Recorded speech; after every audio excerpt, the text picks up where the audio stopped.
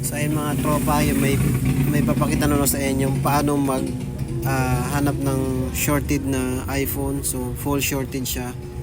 So no need, pag ganyan guys is ibig sabihin yan, pag salpak niyo pa lang is ibig sabihin yan shorted yung phone. So matik na may mga caps yan na shorted. So dahil may short cam tayo, yun, scan lang muna natin para mas mabilis yung trabaho, hindi na tayo magkapa-kapa. Okay, inject 3.8 or 3.7. So yan, lumabas siya.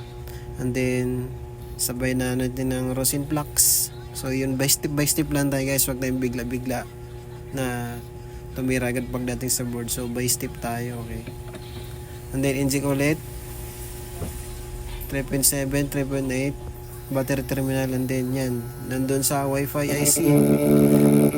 Kung may pamalit naman ng Wi-Fi IC, pwede siya. Pero kung may grinder ka or pwede mo siya magkutin, so ibig sabihin nandyan banda. So nag-check muna ako sa mga tabi-tabi niya sa labas, so wala siyang shorted. So ibig sabihin nasa loob.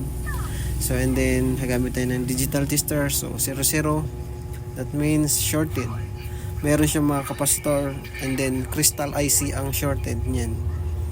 So tingin mo tayo ng schematic diagram or Borneo para sure ball yung gawa. So dun tayo. Okay, sinik natin yung mga katabing caps. Ibig sabihin okay naman, because that means nasa loob talaga siya. So yun lang guys, sana may natutunan kayo na konting idea. So yun lang, kasi ginanaan tayo mag vlog. So bye bye. So next time ulit.